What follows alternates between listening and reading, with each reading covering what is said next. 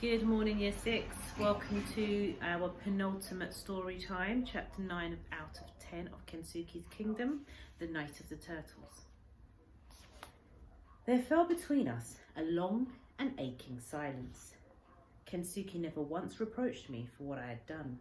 He was not angry or sullen at me, but I knew I had hurt him to the soul.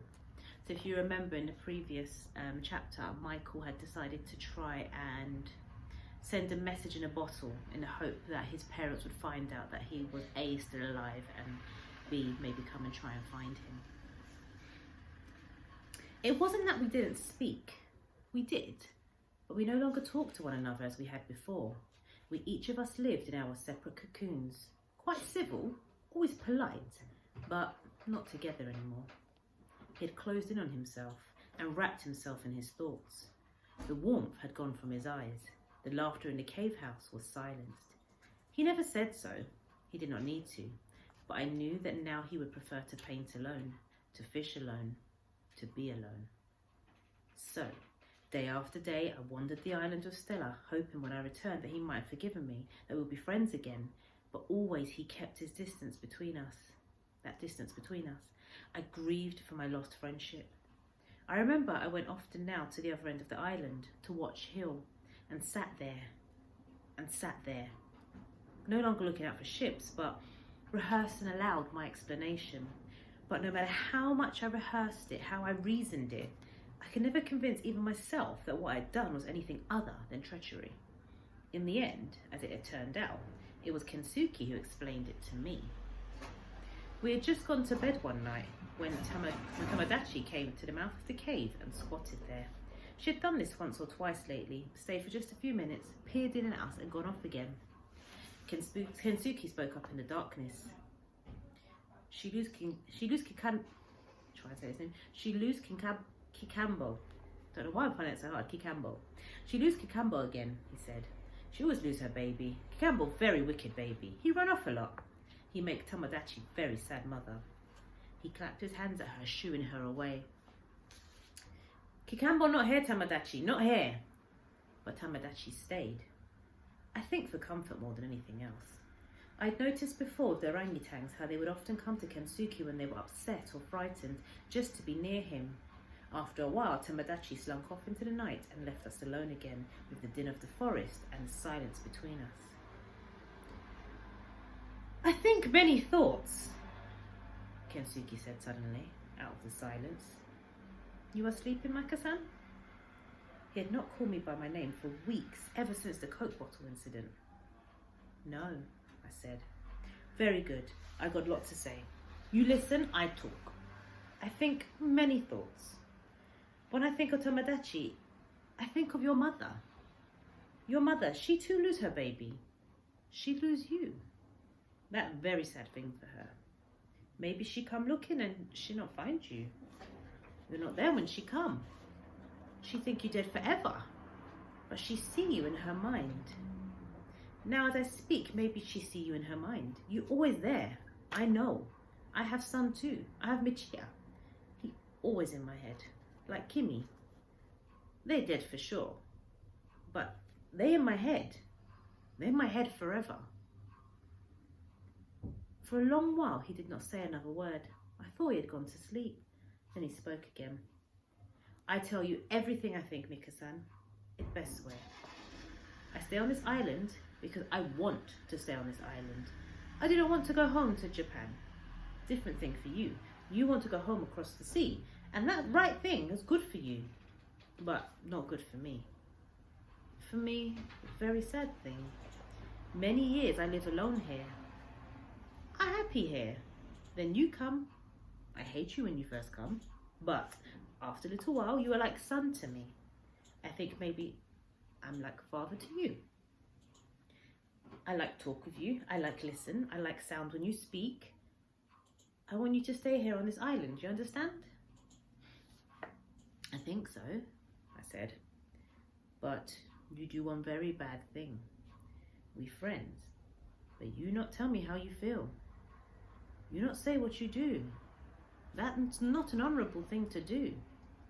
When I find bottle, when I read words, I'm a very sad person indeed. But after a little while, I understand. I think maybe you want to stay here with me, and you also want to go home. So when you find bottle, you write message. You do not say what you do because you know it make me sad. All right? Yes? Yes, I said. You very young person, Mika-san. You paint good picture, very good picture, like Hokusai.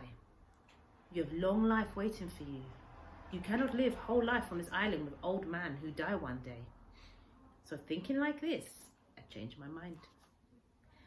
You know what we do tomorrow? He didn't wait for me to answer. We start build new fire, big fire. We ready then for when we see ship. Then you go home. And also we do another thing.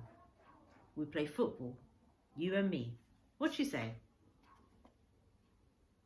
All right. It was all I could say. He had just in those few moments lifted the whole weight of guilt off my shoulders and given me such happiness, such new hope. Very good, very good. You sleep now. We do lots of work tomorrow, lots of football also.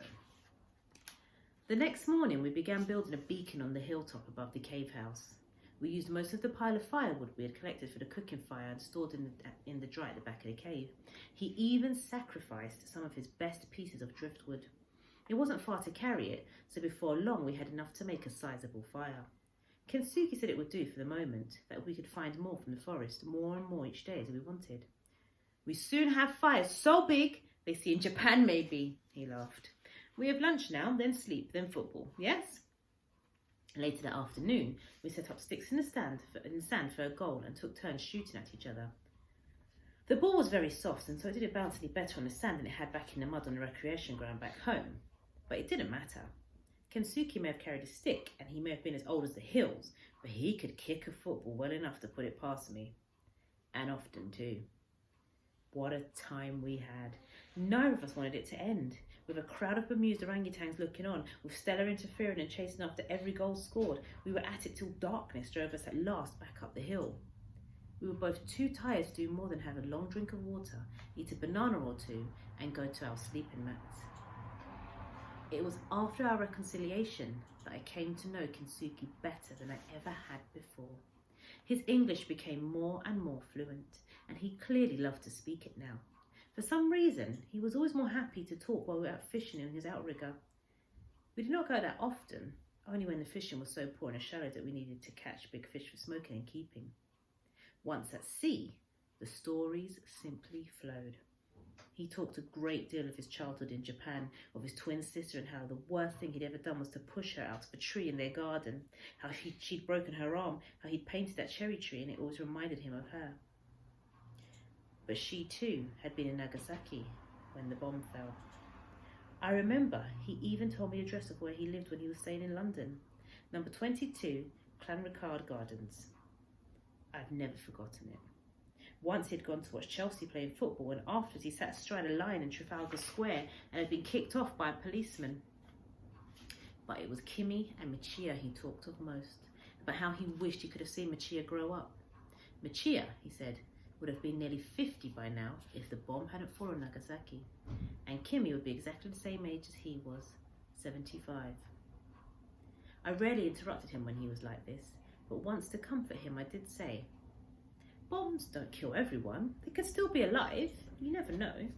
You could find out. You could go home. He looked at me then as if it was the first time such a possibility had ever occurred to him in all those years. Why not? I went on. When we see a ship and we light the fire and they come and fetch me, you could come too. You can go back to Japan. You don't have to stay here. He thought about it for some time, but then shook his head. No, he said, they're dead. That bomb was a very big bomb, very terrible bomb. Americans say Nagasaki is destroyed, every house. I hear them. My family dead for sure. I stay here. Safe here. I'm safe on my island. Day after day we piled more and more wood on the beacon. It was massive now, bigger even than the one I had built on Watch Hill. Every morning now, before we went down to the pool to wash, Kensuke would send me up the top of the hill with his binoculars. I always scanned the horizon, both in hope and in trepidation. I longed to see a ship, of course I did. I longed to go home. But at the same time, I dreaded what that would mean. I felt so much at home with Kensuke. The thought of leaving him filled me with terrible sadness. I determined to do all I could to persuade him to come away with me if and when a ship came. At every opportunity now I talked to him of the outside world, and the more I talked, the more he seemed to become interested. Of course I never spoke of the wars and famines and disasters. I painted the best picture of the world outside I could. There was so much he didn't know. He marvelled at all I told him, at the microwave in our kitchen, at computers and what they could do, at Concorde flying faster than the speed of sound, at men going to the moon and satellites. These things took some explaining, I can tell you. Some of it he didn't even believe, not at first. The time came when he began to quiz me. In particular, he would ask about Japan. But I knew very little about Japan, only that back home in England, lots of things, including our microwave, and had made in Japan written on them. Cars, calculators, my father's stereo, my mother's hairdryer. I am made in Japan person, he laughed. Very old machine, still good, still very strong. Try as I did to trawl my memory, after a while, I could find nothing more to tell him about Japan, but he would still keep asking. You sure there's no war in Japan these days? I was fairly certain there wasn't and said so. They built up Nagasaki again after bomb? I told him they had, and I hoped I was right. All I could do was to reassure him as best I could, and then tell him the same few things I did know over and over again. He seemed to love to hear it, like a child listening to a favourite fairy story. Once, after I'd finished expounding yet again on the amazing sound quality of my father's brilliant Sony stereo that made the whole house vibrate, he said very quietly, maybe one day before I die, I go back to my home. One day I go back to Japan. Maybe. I'm just going to close the window as there's some very loud music outside. Okay,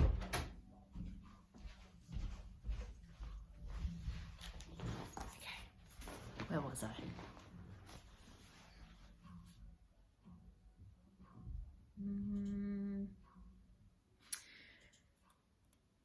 One day after I finished expounding yet again on the amazing sound quality of my father's brilliant Sony stereo that made the whole house vibrate, he said very quietly, maybe one day before I die, I go back to my home.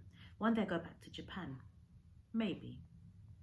I wasn't sure he meant it, but it did mean that he was at least considering it, and that gave me some cause for hope. It wasn't until the night of the turtles, though, that I came to believe Kensuke was really serious about it. I was fast asleep when he woke me. You come, Mika-san. Very quickly you come, he said. What for? I asked him, but he was already gone. I ran out after him into the moonlight and caught him halfway down the track. What are we doing? Where are we going? Is it a boat? Very soon, you see, very soon.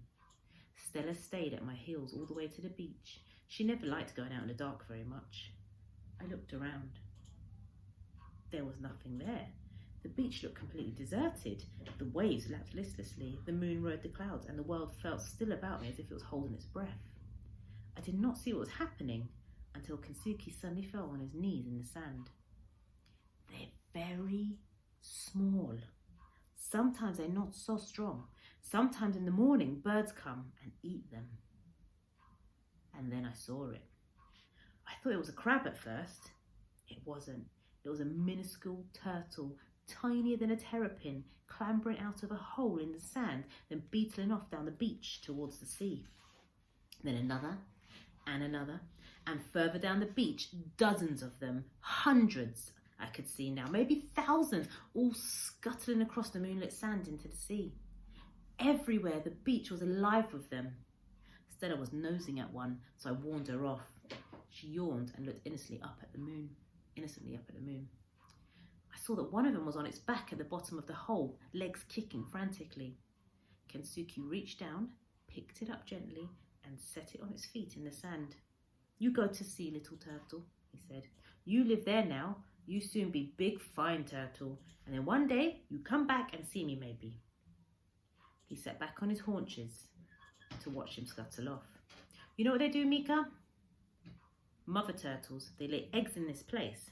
Then, one night time every year, always when the moon is high, little turtles are born.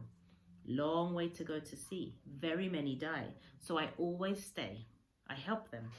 I chase birds away so they don't eat baby turtles. Maybe years from now, when turtles are big, they come back, they lay eggs again. True story, Mika-san. All night long we kept our vigil over the mass birth as the infant turtles made their run for it. We patrolled together, reaching into every hole we found to see if there's any left, stuck or stranded. We found several too weak to make the journey and carried them down into the sea ourselves. The sea seemed to revive them.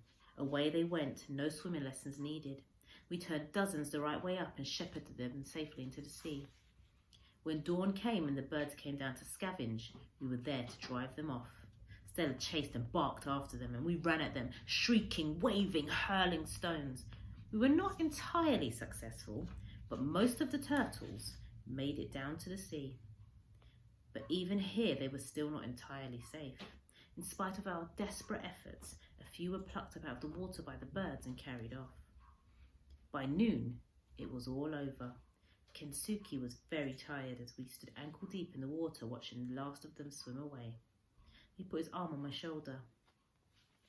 They're very small turtles, Mika-san, but they're very brave.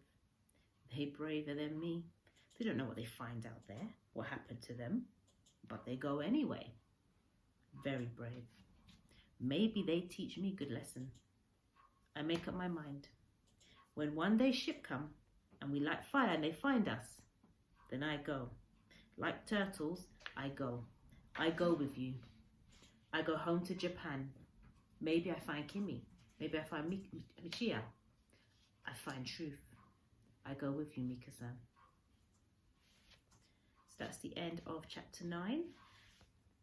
Come back tomorrow for the final chapter of Kensuke's Kingdom. Chapter 10, Killer Men Come. So see you tomorrow, year 6. Bye.